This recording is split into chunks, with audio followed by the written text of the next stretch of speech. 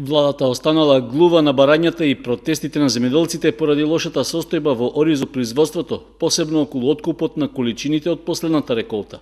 Според членовите на Сдруженијето на оризопроизводители Бело злато, поранешниот премиер Груевски не бил во право кога ја обвинувал опозицијата оти го кочела откупот, затоа што на средба со актуелниот министер за земјоделство Михаил Цветков им било ветено дека состојбите ќе се решат.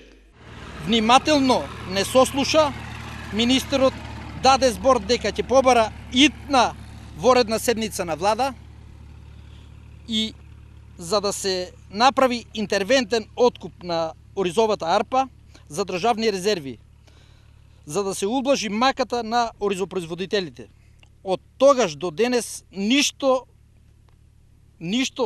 од неговото ветување не се спроведе.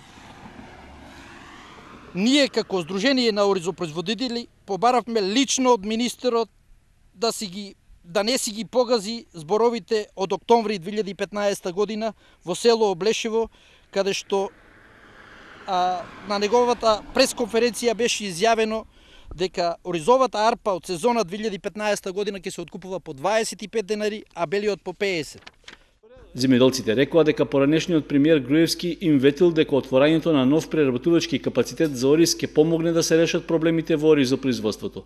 Наместо тоа бил дозволен увоз на бел ориз од странство, поради што и цената на кочанскиот паднала на најниско ниво до сега. Главен виновник за сите овие проблеми во земјоделството е владата на Република Македонија, бидејќи истата ги уценува и манипулира земјоделците за да на неколку му додели земјоделско земјиште и трактори, приклучна механизација. Еден од условите на овие е да има членска книжка од ВМРО ДПМН. И тогаш му доделуваат земјоделско земјиште под закуп и му доделуваат трактори и приклучна механизација од програмата ПС. Затоа послушникот на Никола Груевски, заменик министерот Ванчо Костадиновски, секојдневно е во посета на источниот регион, исклучиво со овие земјоделци на кои им ветува се и се што. А на терен се случува спротивното.